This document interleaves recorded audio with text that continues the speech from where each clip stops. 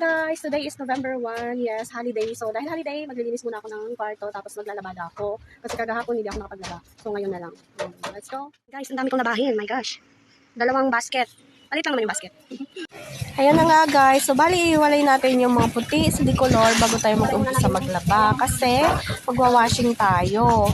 So, malaking tulong talaga tong washing. Buti na lang hindi kinuha ng boss namin. Kasi pinaayos niya lang niya to dito. Tapos hindi na niya kinuha. Kaya ginagamit namin. Mabait naman yun. Kaya hindi nagagalit. Tapos, pagkatapos natin dito guys, maglilinis pa ako ng kwarto ng aking asawa.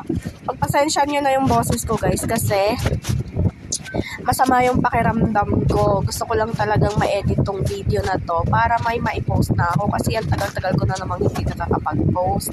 Ang dami-dami ko ng video na naka-impact dito sa cellphone. So, ayan na nga, naglilinis tayo. Tapos, nilinisan ko rin dito guys yung ilalim ng higaan kasi para matanggal yung alikabok. Tapos, pagkatapos natin dito guys, mamaya magtutupi naman tayo. Dito pala guys, sa isang kwarto, 4 katao yung kasya. Stay in kasi kami dito. So, yun. Libre kami ng tulugan. Actually, malaya kami dito actually. Chinese pala guys yung amo namin. Pero mabait siya. Kasi yan na nga, nagtutupi na ako ng mga damit ng asawa ko. Tsaka yung mga damit ko. Hindi yan guys yung nilabhan ko. Yung nilabhan ko, nandun nakasampay. Tapos ayun na nga guys, ano lang, trivia lang. Bali, yan na, stay in kami dito, tapos libre kami ng pagkain lahat, umaga, tanghali, gabi, tapos kasi may Chinese grocery yung boss namin, so libre din kami dito ng mga Chinese grocery, kasi halimbawa, yung mga grocery malapit na mag-expire, binibigay na yun sa amin, pag 2 months before ma-expire, binibigay na yun sa amin, para makain pa, para mapagkinabangan, kaya sobrang dami namin ng dito, pagkain, kami dito magkukulit.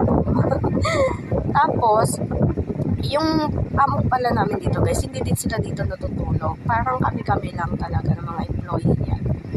Saka matatagal na kasi kami dito sa kanya. Kaya kampante na rin siya sa amin. Ganun.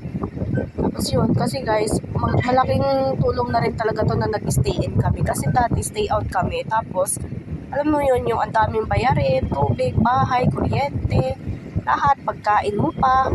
Diba? Marami kang babayaran. Ayun na pala guys, yung ngayon pa lang ako umagahan, tanghalian, mamaya na yung hapunan. Maraming yun na guys, pagod na pagod ako dito. Yung next natin, kwento tungkol dito sa trabaho namin. Sa susunod na vlog, pag meron akong oras, syempre, diba? Kasi natutuwa lang ako magkwento-kwento. Actually, natutuwa lang kasi ako sa boses ko. Pwede ko ang ganda-ganda ng boses ko. Bye-bye guys. Thank you for watching.